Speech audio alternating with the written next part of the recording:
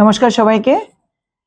আপনারা জানেন ইতিমধ্যেই আপনারা বিভিন্ন খবরের মাধ্যমে আপনারা দেখেছেন পশ্চিম এশিয়ার যুদ্ধ আবহে দেশের মাননীয় প্রধানমন্ত্রী নরেন্দ্র মোদী জাতির উদ্দেশ্যে কিছু আহ্বান রেখেছেন, কিছু অ্যাপিল তিনি রেখেছেন।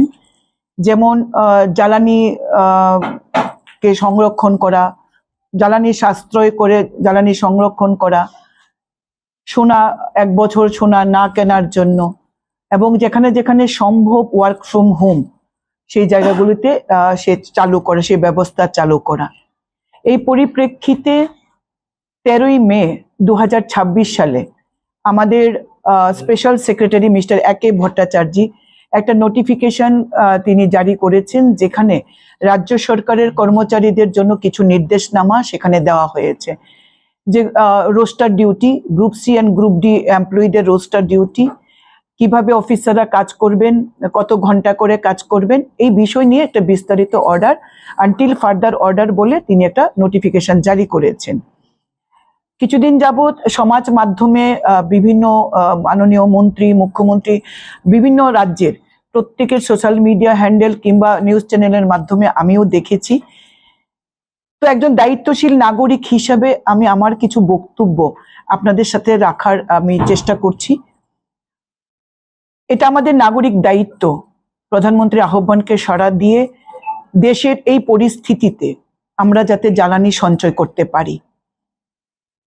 কিন্তু আমরা যদি অফিসের অর্ডারটা আমরা যদি একটুখানি দেখি, যেখানে গ্রুপ সি এবং গ্রুপ ডি তাদের জন্য এমপ্লয়ীদের জন্য রোস্টার ডিউটি করা হয়েছে, 50% of the group C and group ডির প্রেজেন্টকে নিশ্চিত করে বাকিদেরকে রোস্টার ডিউটিতে লাগানো।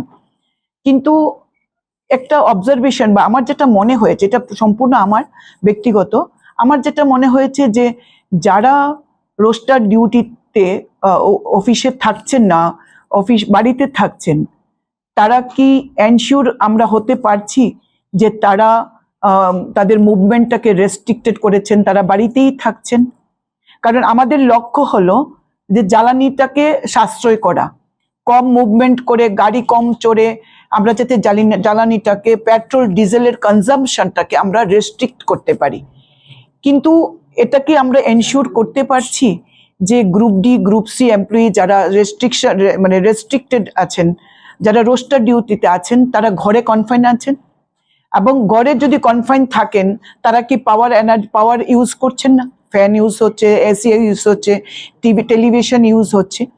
আমাদের মূল লক্ষ্য বা সরকারের মূল লক্ষ্য হলো যে আমরা আমাদের জ্বালানি খরচ কমানো। আমরা যদি সকালবেলা বাজারে দেখি, আমি প্রায়শই আমার যাতায়াত থাকে বিভিন্ন বাজারের মধ্য দিয়ে, আমরা দেখি যে বাজারে প্রচন্ড ভিড়, যেখানে বাইসাইকেল নেই বা কম, কিন্তু বাইক, গাড়ি, অটো, অর্থাৎ জ্বালানি ব্যবহৃত হচ্ছে।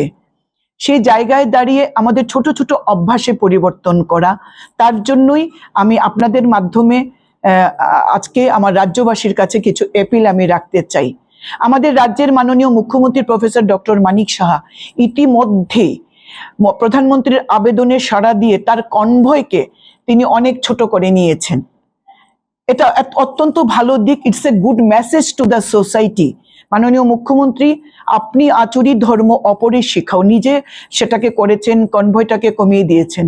এবং রাজ্যের অনেক মাননীয় মন্ত্রীরা তাদের কনভয় কিংবা তাদের এসকর্টকে কমিয়ে দিয়েছেন, শুধু পাইলট কার নিয়ে চলছেন এবং যেখানে যেখানে দরকার সেখানেই নিচ্ছেন।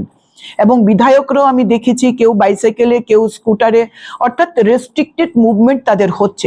এটা একটা গুড সাইন। বাট আমি আমার একজন সাধারণ দায়িত্বশীল নাগরিক হিসাবে সিভিল সোসাইটির কাছে আমার যে আবেদন, যে আমরা যদি প্রত্যেকেই আমাদের মুভমেন্টটাকে, আমরা পাবলিক ভেহিকেলটা, পাবলিক ট্রান্সপোর্টেশনটা আমরা ইউজ করি as far as possible. Personal bike, personal গাড়ি ইউজ না করে আমরা যদি শাটল বা পুল কার কিংবা পাবলিক ট্রান্সপোর্টেশন, সেটা বাসই হোক, ইলেকট্রিক অটো হোক, আমরা যদি এইভাবে যাতায়াত করতে পারি, এবং এটা শুধুমাত্র গভর্নমেন্ট এমপ্লয়ীদের ক্ষেত্রেই শুধু নয়, এটা আপামর জনসাধারণের ক্ষেত্রে আমরা যদি প্রত্যেকেই এই কাজটা করতে পারি, যে আমরা যেটা সকালবেলা মর্নিং ওয়াক করি আমাদের অভ্যাসের জন্য কিংবা আমরা সুস্থ থাকার জন্য আমরা মর্নিং ওয়াক করি, কিন্তু এই মর্নিং ওয়াকটা করে আবার যদি বাইক দিয়ে বাজার করতে যাই তাহলে এটা আমার জ্বালানি সাশ্রয় হচ্ছে না।